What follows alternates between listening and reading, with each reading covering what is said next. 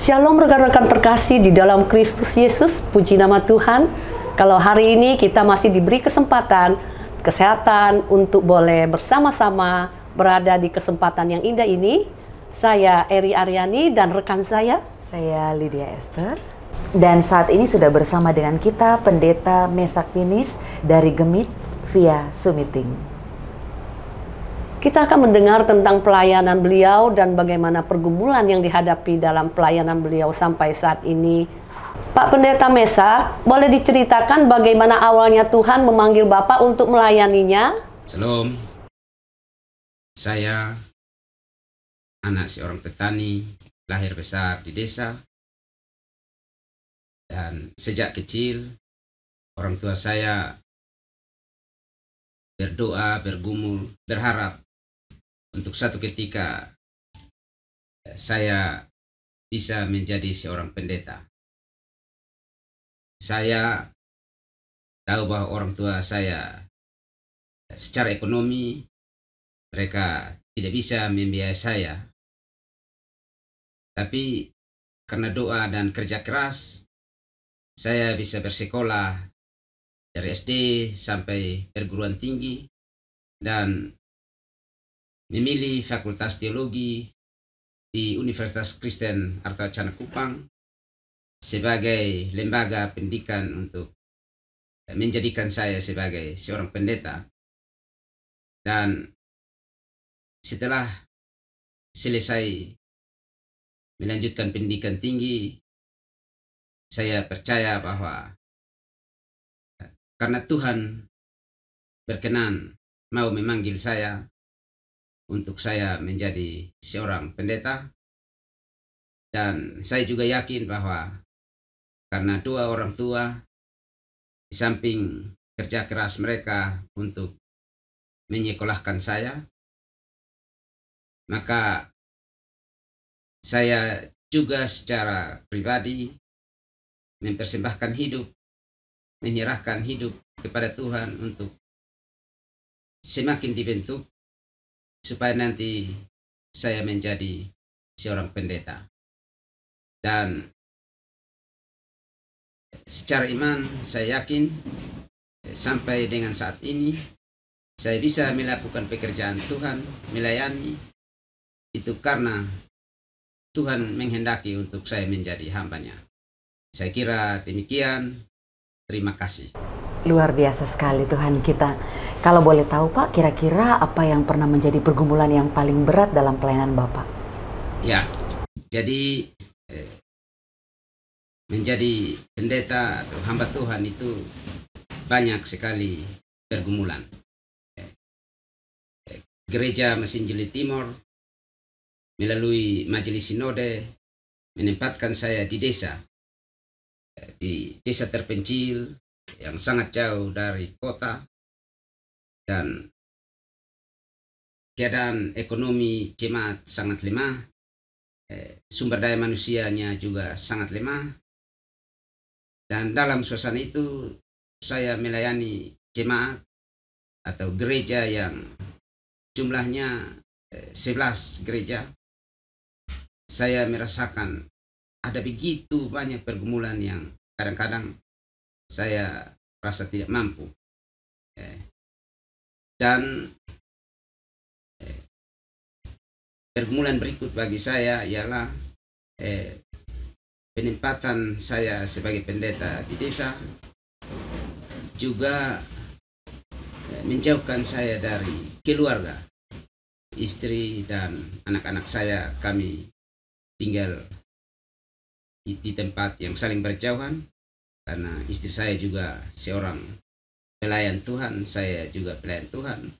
Kami berjauhan dan itu juga menjadi pergumulan saya yang cukup berat untuk saya gumuli dalam pelayanan Tuhan. Dan umumnya kita di NTT ini masih merupakan daerah terpencil, daerah yang terkebelakang, dan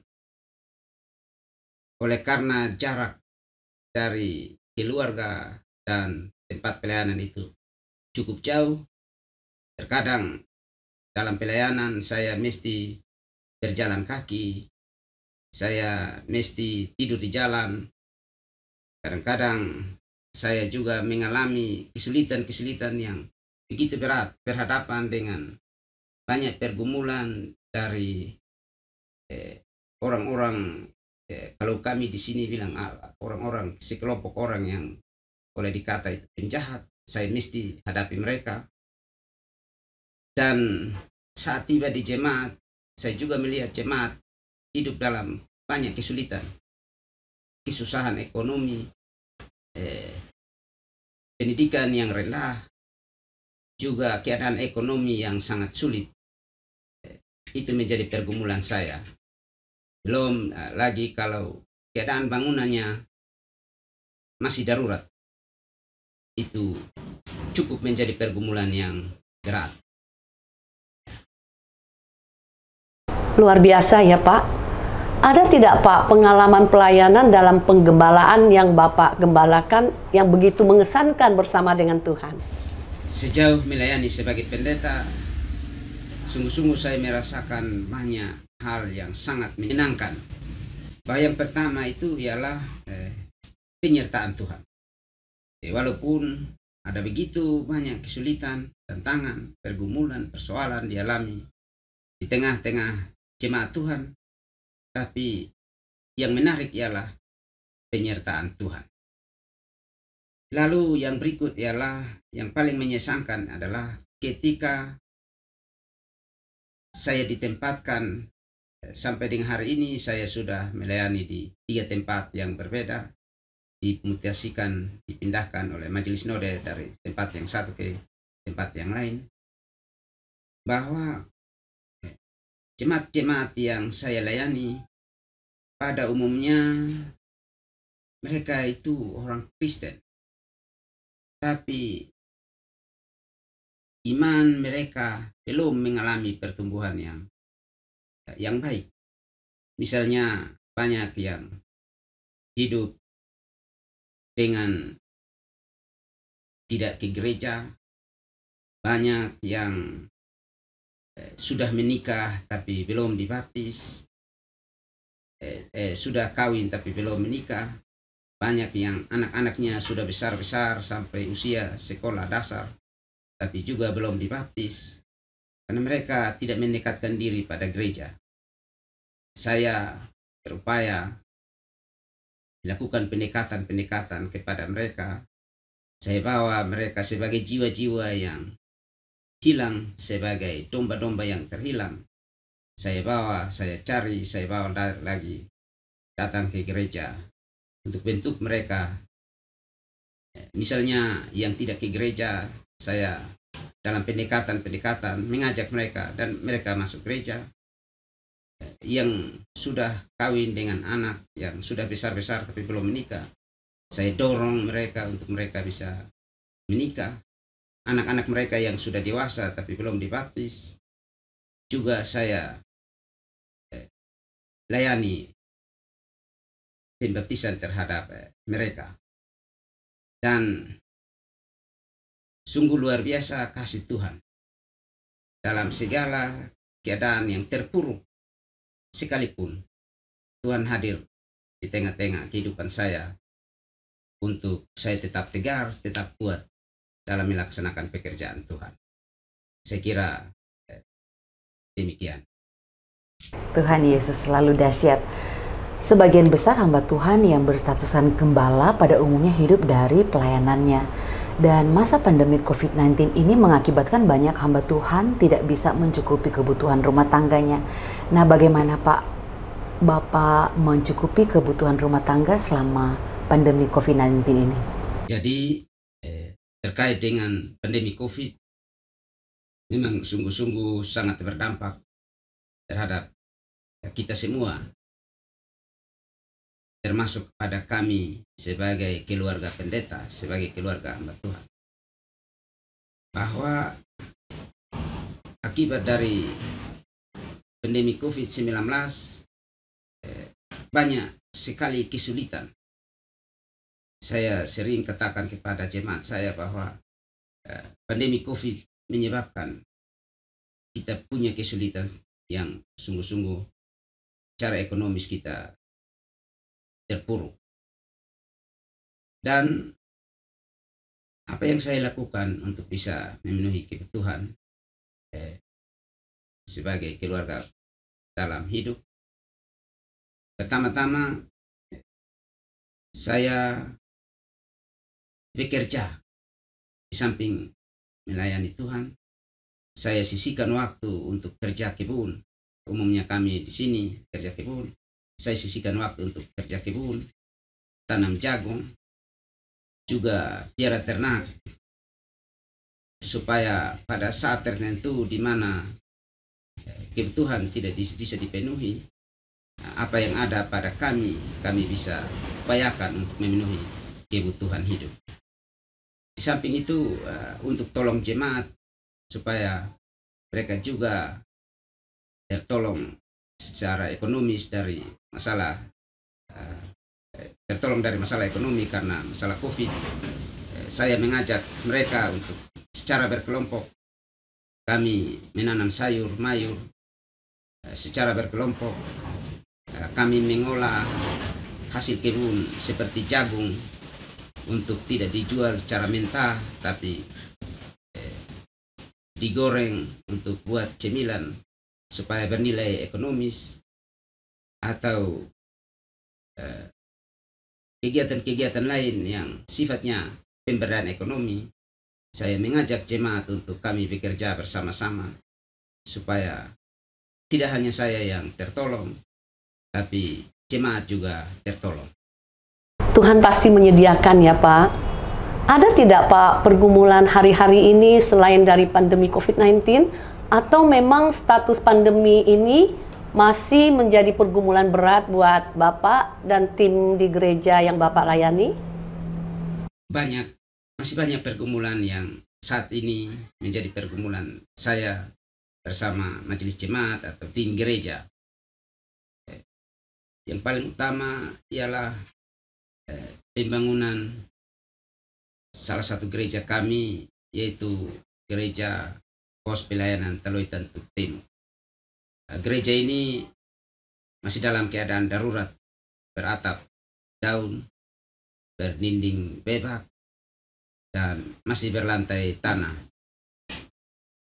Keadaan gereja ini menjadi keprihatinan dan pergumulan saya sebagai pendeta untuk bagaimana caranya bisa membangunnya. Dan karena itu bersama-sama dengan majelis jemaat kami menggumuli pembangunan gereja ini. Apalagi akibat seroja kemarin di bulan April di NTT khususnya menyebabkan sebagian gereja ini terbongkar oleh karena angin kencang dan hujan yang berturut-turut beberapa hari, menyebabkan gereja ini terancam rubuh. Itu pergumulan yang cukup berat untuk saya sebagai pendeta dalam pelayanan. Karena itu kiranya Tuhan menopang kami untuk bisa melakukan pembangunan gereja ini. Bersama Yesus kita bisa melakukan perkara yang besar. Nah Pak, kira-kira apa yang menjadi harapan Bapak ke depan? Jadi harapan saya terhadap pelayanan di gereja maupun terhadap saya secara khusus sebagai pendeta, yang pertama saya berharap jemaat di mana saya melayani bisa mengalami pertumbuhan secara iman. Yang kedua, jemaat juga bisa mengalami pertumbuhan secara ekonomi, dan upaya-upaya pemberdayaan ekonomi saya sebagai pendeta terus menopang untuk ditumbuhkan atau dikembangkan. Dan harapan saya yang berikut ialah kondisi bangunan gereja kami khususnya di pos pelayanan yang saya layani yang dalam keadaan darurat ini bisa dibangun. Dan karena itu melalui media ini mohon dukungan doa dari Pak Mama berkenan menopang kami bagi pelayanan dan pekerjaan Tuhan yang kami lakukan di daerah terpencil ini seperti di NTT. Terima kasih kepada Pendeta Mesak Pinis yang sudah menyediakan waktunya untuk berbagi cerita mengenai pelayanannya. Dan kita percaya bahwa Tuhan Yesus memberkati pelayanan dan keluarga. Rekan-rekan terkasih, puji nama Tuhan. Kita sudah mendengarkan banyak kesaksian dari Bapak Pendeta Mesak. Bagi rekan-rekan sekiranya rindu membantu pelayanan beliau, bisa mengirimkan persembahan kasih saudara melalui nomor rekening yang tertera di bawah ini. Setiap pemberian yang rekan-rekan berikan sangat berarti bagi para hamba Tuhan. Dan uluran tangan kasih daripada rekan-rekan tidak akan pernah sia-sia. Karena firman Tuhan berkata bahwa Tuhan mengasihi orang yang memberi dengan sukacita dan akan membalas dengan kelimpahannya. Terima kasih, Tuhan Yesus memberkati.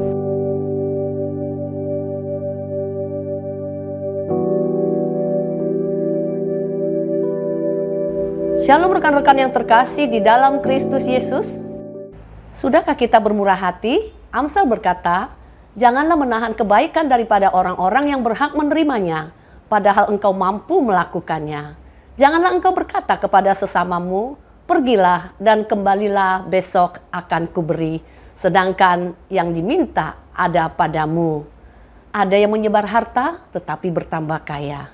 Ada yang menghemat secara luar biasa, namun selalu berkekurangan. Ketahui bahwa kita akan berbahagia jika menjadi orang yang bermurah hati. Salah satu kabar bahagia pada khotbah Tuhan Yesus di bukit ialah, berbahagialah orang yang murah hatinya, karena mereka akan beroleh kemurahan. Di segmen topik kita hari ini, kita akan membahas tentang murah hati. Dan di tengah-tengah kita sudah ada Pastor Erikson Huta Barat. Iya, Selamat bergabung, Pastor Erikson Huta Barat. Pastor Erikson. Terima kasih. Shalom. Shalom, puji Tuhan. Pastor Erikson Huta Barat dari GBI Visi Pemulihan Kelapa Gading. Kita akan banyak belajar tentang murah hati bersama Bapak Pastor Erikson Huta Barat.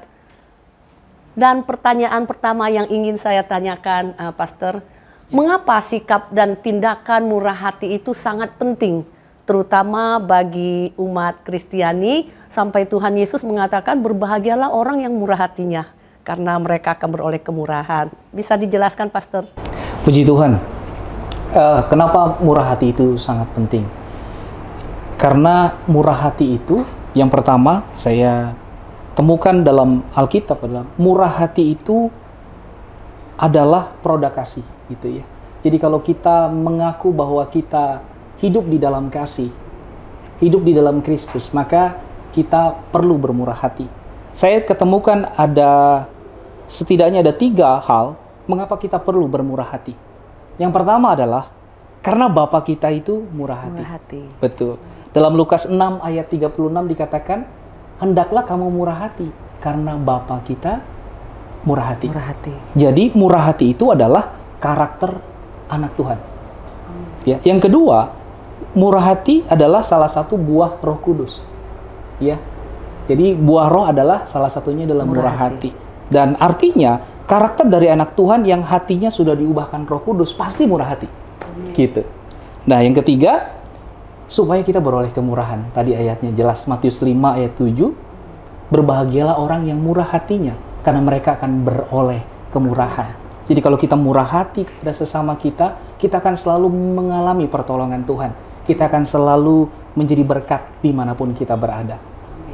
Saya pikir itu. Puji Tuhan, luar biasa. Anak-anak Tuhan, hamba-hamba Tuhan, kita harus murah hati. Betul. Kita sama seperti Yesus. Karena Yesus berkata, belajarlah kepadaku karena aku murah hati. Betul. Luar biasa. Dan satu hal. Ya? Bapak kita ini murah hati. Saking murahnya, dia berikan anaknya buat kita. Amin. Dia berikan anaknya. Kita ini terdakwa. Kita ini harusnya binasa. Kita ini harusnya tidak memperoleh tempat di sorga. Yes. Tetapi karena begitu besar kasih Allah, kemurahan hati Allah pada kita, Ia mengaruniakan anaknya yang tunggal supaya kita semua ini diselamatkan. Dan dalam perjalanan ke surga, Dia mengirimkan Roh Kudus-Nya supaya kita bersama-sama menjadi pribadi yang memiliki kasih Tuhan. Amin. Gitu. Amin. Yesus memiliki kasih. Betul. Dia adalah murah hati. Luar biasa. Ketika kita murah hati, pasti kita bisa memberi. Benar ya Pak ya? Benar. Ya. Setuju. Nah, ada statement yang menarik ini Pak. Murah hati bukan hanya sebuah slogan atau sekedar berempati kepada orang lain, atau sekedar memberikan uang atau materi, tetapi lebih berbicara tentang tindakan kasih. Benar ya Pak ya? Betul. Nah, bagaimana pendapat pendeta bahwa ketika kita murah hati, kita bisa memberi. Ketika kita murah hati, kita ada tindakan kasih. Betul ya Pak ya? Betul. Nah, boleh dijelaskan Pak lebih mendalam lagi? Iya, jadi murah hati tentu bukan hanya sebuah slogan, itu betul. Iya. Karena murah hati tentu ada tindakan, ada aksi di dalamnya. Betul. Setidaknya saya temukan ada 4 unsur elemen dalam murah hati. Dikatakan murah hati itu yang pertama ada lahir sikap simpati terhadap pergumulan orang. Yang kedua empati, turut merasakan apa yang menjadi pergumulan orang lain. Dan yang ketiga kesediaan mau berkorban. Entah Yes. korban materi, tidak selalu materi loh. Entah korban perasaan, korban mengampuni, itu korban perasaan. Kita kan murah hati bukan hanya soal memberikan uang atau apa gitu ya, tetapi kadang-kadang orang yang bersalah kepada kita, kita berikan pengampunan, kita maafkan, itu korban perasaan. Lalu ada korban waktu juga, ada korban tenaga juga di sana. Dan yang terakhir setelah kesediaan berkorban adalah mau menyangkal diri. Kadang-kadang saya dulu pernah mau beli es krim itu dulu waktu masih kecil, itu nabung gitu ya. Nah udah nabung, udah dapat es krim seminggu, adik minta. Nah, akhirnya ya saya bersedia menyangkal diri sekalipun saya pengen. Ya, saya kasih. Nah itu adalah kesediaan untuk menyangkal diri gitu. Jadi saya pikir murah hati itu luas aspeknya gitu ya. Jadi harus kita bersama-sama harus benar-benar punya roh penyangkalan diri. Amin. Amin.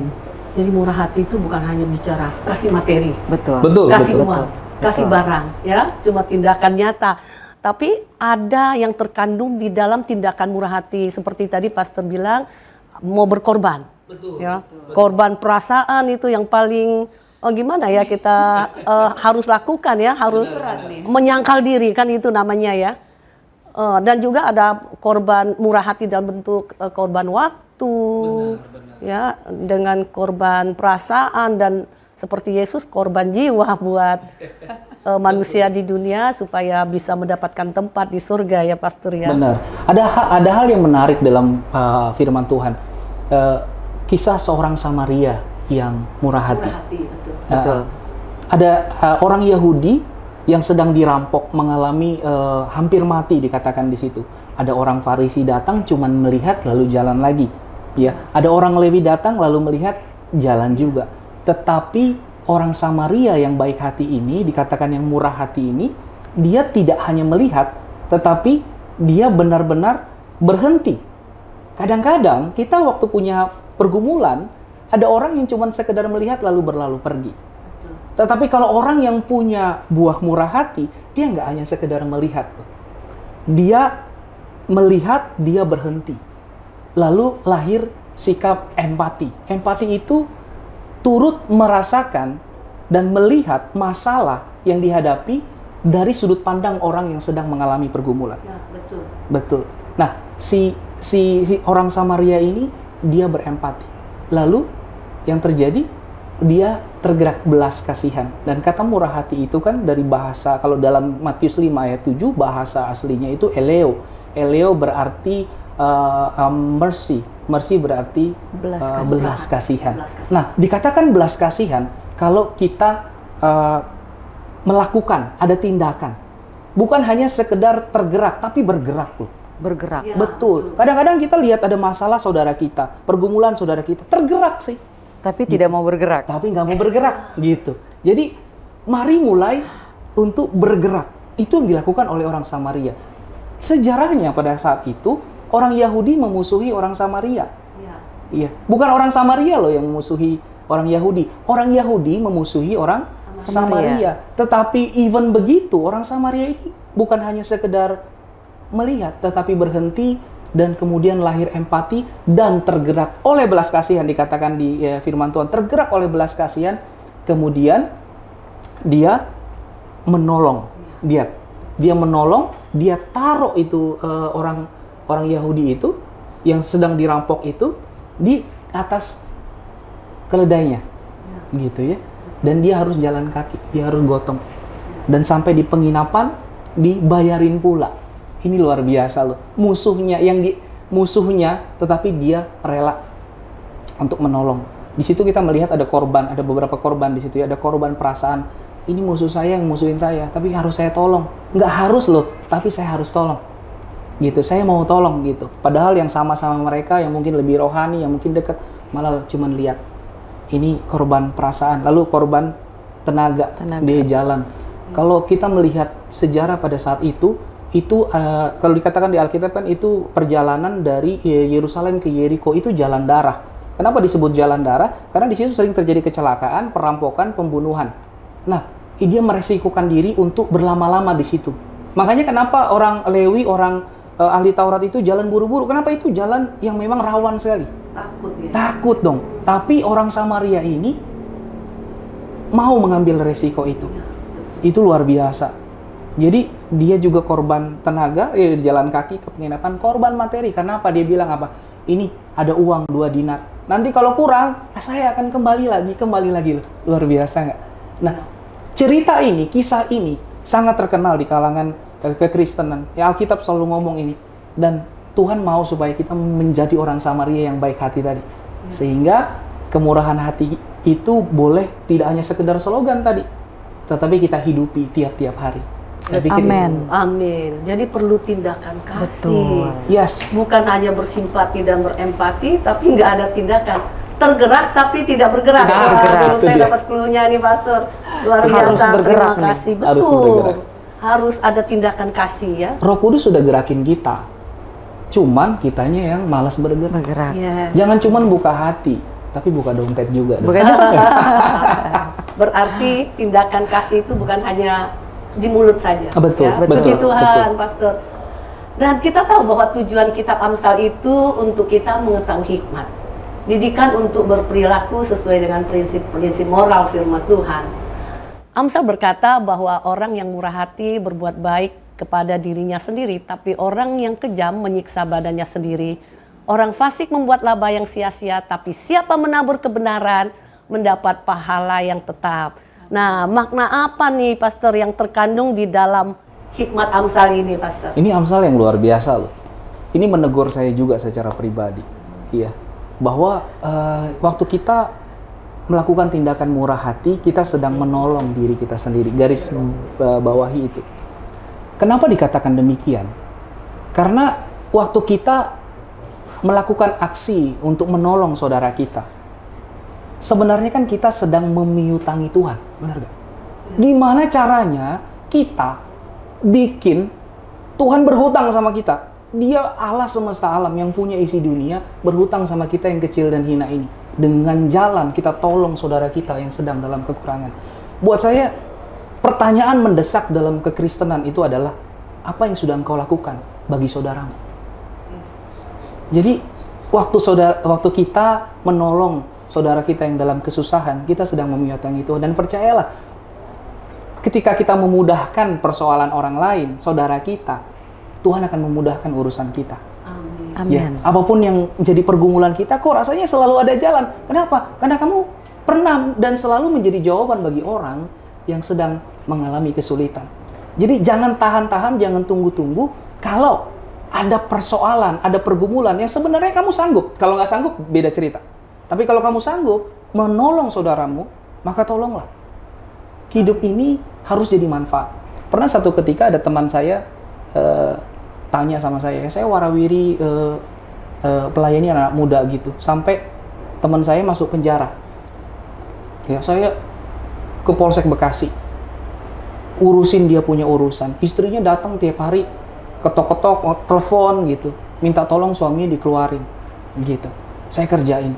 Sampai ada teman saya bilang sama saya begini, kamu tuh kayaknya dimanfaatin deh, gitu. Saya cuma bilang begini, kalau kita dimanfaatin jangan marah, karena sesungguhnya kita ini harus hidup bermanfaat, bagi banyak orang.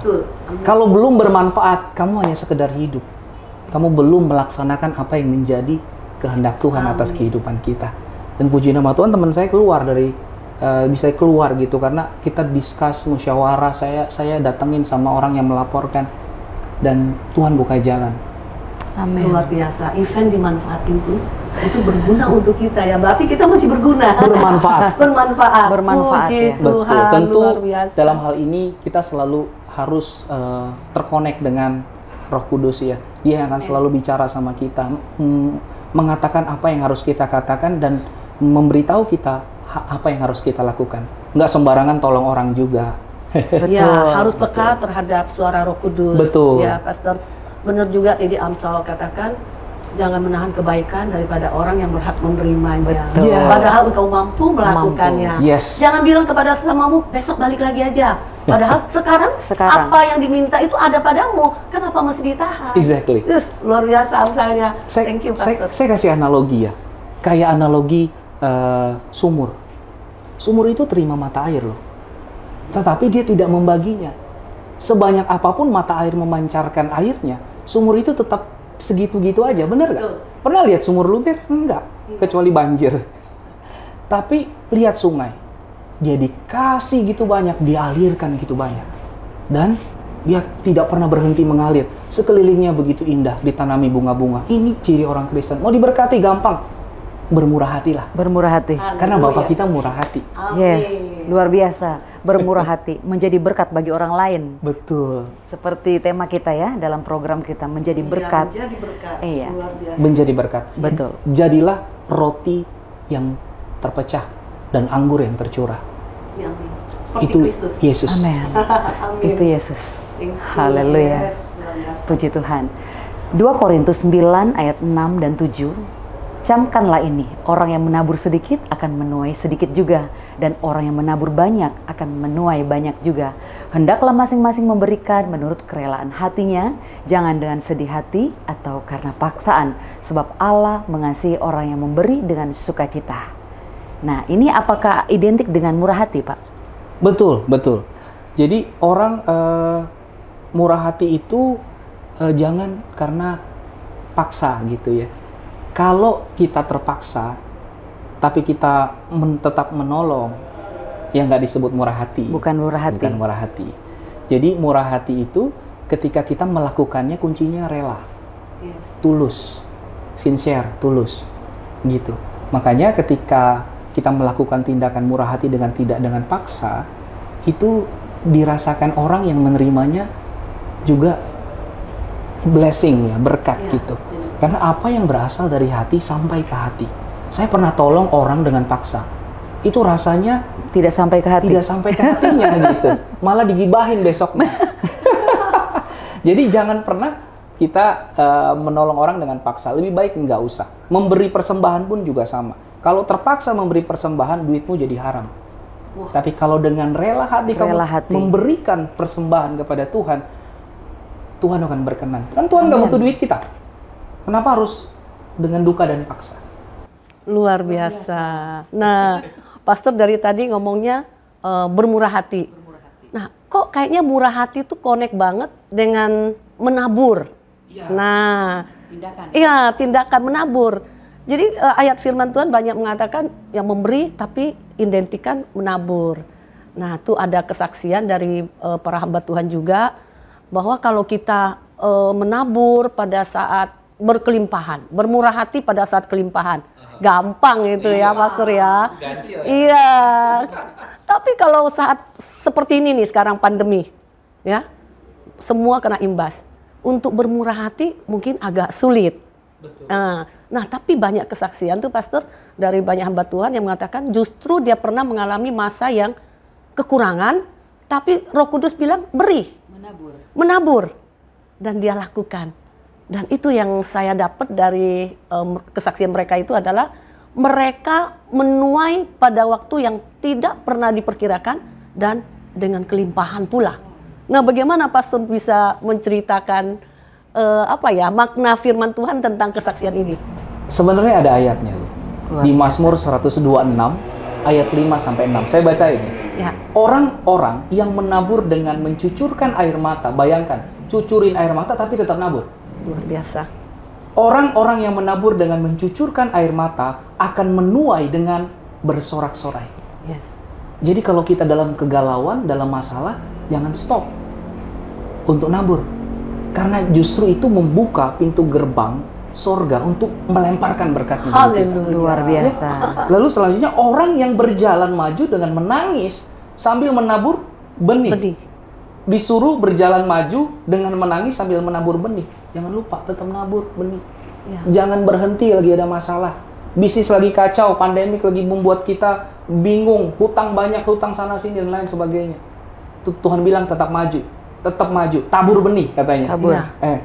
Pasti katanya, pasti pulang dengan sorak-sorai sambil membawa berkas-berkasnya. Luar biasa. Saya pikir kita semua di dalam masa sulit harus tetap menabur, tetap bermurah. Luar biasa. Amen. Justru sekarang kita masuk di dalam ujian itu kali ya, Pastor.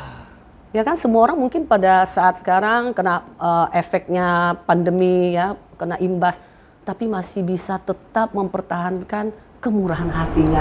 Wah, itu luar biasa ya. Murah hati, harus bisa berbagi kasih ya. Iya, justru dibutuhkan pada saat sekarang. Betul. Luar biasa tadi firman Tuhan yang menabur, ada lagunya loh, Pak. Iya. Oh, iya. Apalagi ini ada worshiper kita ini. Iya, saya ada kan lagunya ya. Lagu itu memang sebenarnya. Yang refnya Pak, coba Pak. Yang menabur ya. Yang menabur dengan mencucurkan air mata pasti akan menuai dengan sorak-sorai. Yang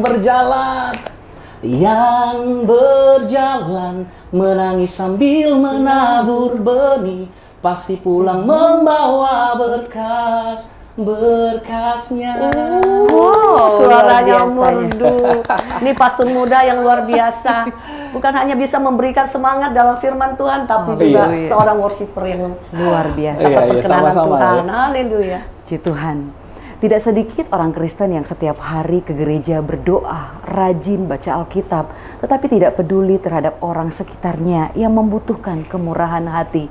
Nah, apakah ini disebut bahwa pelaku firman Tuhan ini harus benar-benar bermurah hati? Betul. Ya. Jadi rajin ke gereja, rajin ibadah, ikutin ritual agama tanpa mempedulikan sesama itu tidak dalam kehendak Tuhan gitu ya. Jadi bisa dikatakan tadi itu bukan menjadi maksud Tuhan untuk kita. Kita harus terpanggil untuk menjadi pribadi yang murah hati. 1 Yohanes 2 ayat 3 sampai 4 berkata, "Dan inilah tandanya bahwa kita mengenal Allah, yaitu jikalau kita menuruti perintah-perintahnya." Amin. Apa perintahnya? Murah hati. Murah hati. Barang siapa berkata aku mengenal dia, tetapi ia tidak menuruti perintahnya, ia adalah seorang pendusta dan di dalamnya tidak ada kebenaran. Jadi ukurannya adalah take action, tindakan kita, tindakan kasih kita. Kalau kita sebagai seorang yang rohani dilihat belum jaminan. Orang Lewi tadi lewat ngelihat saudaranya sedang dirampok habis-habisan, sedang membutuhkan pertolongan, dia cuma lewat. Tuhan bilang, dan Tuhan memuji orang Samaria yang baik hati tadi. Padahal Lewi itu adalah identik dengan seorang pendeta di zaman sekarang betul, ini ya, betul. Rohaniawan. Rohaniawan. Dan itu menjadi teguran. Kalau firman Tuhan itu dituliskan hari ini dan kita membaca, itu menjadi teguran kalau kita sebagai orang hamba Tuhan, sebagai seorang pelayan Tuhan, dan kita tidak melihat saudara kita, tidak mempedulikan saudara kita, maka kita juga pasti akan ditolak Tuhan pada akhirnya. Iya, betul. Wow, gitu. Wah, luar biasa ya, seperti di Matius 7:21. Iya. 22, aku tidak mengenal engkau. Padahal mereka sudah melakukan mujizat. Tuhan bilang, aku tidak kenal engkau, pembuat kejahatan. Wah, mengerikan ya, Pastor. Wah, sangat mengerikan. Iya, seperti pedang bermata dua. Buat kita semua kaum rohaniawan juga saat ini, puji Tuhan. Nah, Pastor, sebelum kita tutup segmen ini, Ada pesan-pesan yang Pastor mau sampaikan kepada rekan-rekan sehubungan dengan topik murah hati? Silakan, Pastor. Baik, puji nama Tuhan. Rekan yang terkasih dalam Tuhan, hari ini saya ingin menyampaikan bahwa panggilan kekristenan, panggilan gereja adalah untuk kita menjadi terang, untuk kita bermurah hati, dan supaya kita semua juga meneladani Kristus. Bapa kita itu murah hati. Jadi hendaklah kita juga memiliki sifat yang murah hati, tergerak untuk menolong orang. Jangan sampai di situ, bergeraklah untuk menolong, membantu sesama kita. Mau orang itu nggak suka, mau orang itu musuh kita, jangan pedulikan. Mau orang itu nggak tahu terima kasih, that's okay. Bagian kita adalah tetap bermurah hati. Kenapa? Dengan bermurah hati kita menunjukkan Allah hidup dalam kehidupan kita. Amin. Tetaplah bermurah hati, karena itulah kunci diberkati. Tuhan Yesus memberkati. Amin, luar biasa. Luar biasa. Terima kasih atas waktunya yang telah diberikan oleh Pastor Erikson Huta Barat. Ya, Terima sama-sama. kasih sudah luar Pastor. biasa mau berbagi berkat Tuhan pada hari ini. Sama-sama. Dan doa kami bahwa Tuhan Yesus memberkati pelayanan Pastor, Amin. keluarga, dan jemaat. Amin. Amin. Haleluya. Luar Amin. biasa. Terima kasih ya, Pastor. Sama-sama, Pastor Eri. Biarlah topik kita kali ini memberkati kita semua untuk menjadi pribadi yang bermurah hati. Selagi masih ada kesempatan, jangan berhenti bermurah hati. Sekalipun tidak diperhitungkan manusia, tetapi Tuhan memperhitungkannya sekecil apapun. Kemurahan hati kita terhadap orang lain adalah kemurahan hati terhadap diri sendiri, dan kita pun akan berbuah untuk menuai jiwa-jiwa bagi Tuhan. Masihkah kita enggan melakukannya? Kita akan lanjutkan ke segmen ketiga, apa kata firman Tuhan tentang murah hati bersama Pastor Jimmy Lizardo. Tuhan Yesus memberkati.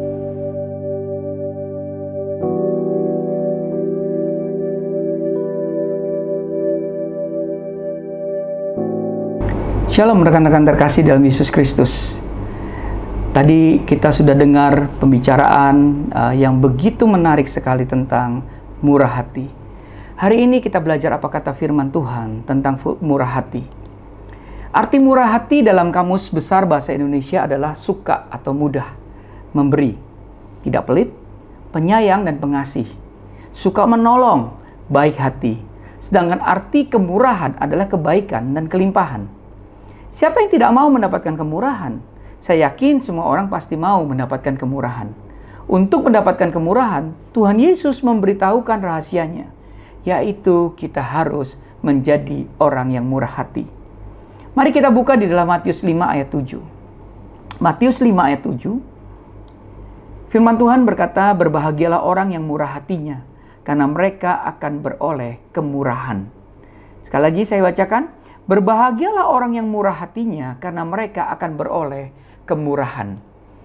Pengertian seperti ini sepadan dengan pengertian tentang pengampunan, yaitu kalau mau diampuni harus mengampuni orang lain, sebagaimana doa yang diajarkan oleh Tuhan Yesus Kristus. Juga sepadan dengan pengertian tentang belas kasihan. Ya, Yakobus berkata di dalam Yakobus 2 ayat 13, sebab penghakiman yang tidak berbelas kasihan akan berlaku atas orang yang tidak berbelas kasihan. Ini artinya apa? Penghakiman yang berbelas kasihan berlaku untuk orang yang berbelas kasihan. Hanya orang-orang yang memiliki belas kasihan, dia juga akan menghakimi orang-orang dengan belas kasihan. Kata Ibrani dari murah hati adalah kesed. William Barclay menulis dalam bukunya kata kesed dapat berarti kemampuan untuk menempatkan diri benar-benar dalam diri pribadi orang lain. Sehingga kita dapat melihat bagaimana orang tersebut melihat, memikirkan sesuatu dengan pikirannya, dan merasakan sesuatu dengan perasaannya. Sungguh luar biasa, suatu pengertian yang sangat dalam. Pengertian ini meminta adanya usaha yang sengaja dari kita. Pengertian ini akan memberikan dorongan yang kuat agar kita melakukan suatu tindakan nyata dalam menolong orang tersebut. Pengertian ini pula yang akan membuat hati kita lebih mudah untuk melepaskan pengampunan. Jika kita benar-benar dengan sengaja berusaha mengidentifikasi diri kita dengan orang lain, hal ini akan memudahkan kita untuk melakukan banyak kebaikan atau memberikan pertolongan kepada sesama, pertolongan dalam segala bentuknya. Bukankah hal ini juga yang dilakukan oleh Tuhan Yesus?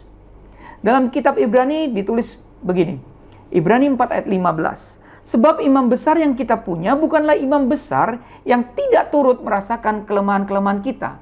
Sebaliknya sama dengan kita, ia telah dicobai, hanya tidak berbuat dosa. Firman Tuhan berjanji bahwa orang yang murah hati akan mendapatkan kemurahan. Coba kita perhatikan perempuan Sunem yang bermurah hati kepada Elisa. Dan dia mendapatkan kemurahan hati dari Tuhan, yaitu mendapatkan anak. Dan ketika anak tersebut kemudian meninggal, Tuhan membangkitkannya kembali. Ada juga kisah seorang perwira yang murah hati di Kapernaum, yaitu suka memberi untuk rumah ibadat. Diberi kemurahan ketika hambanya sakit keras, Tuhan menyembuhkan hambanya. Tabita yang murah hati dan banyak melakukan kebaikan, akhirnya mendapatkan kemurahan dengan dibangkitkan dari kematian. Rekan-rekan terkasih di dalam Yesus Kristus, jika kita ingin mendapatkan kemurahan, mari jadilah pribadi yang murah hati. Amin. Percayalah, janji kemurahan itu pasti akan diterima. Rekan-rekan terkasih di dalam Yesus Kristus, kebaikan disediakan bagi orang yang baik. Kemurahan disediakan bagi orang yang murah hati. Tuhan Yesus memberkati.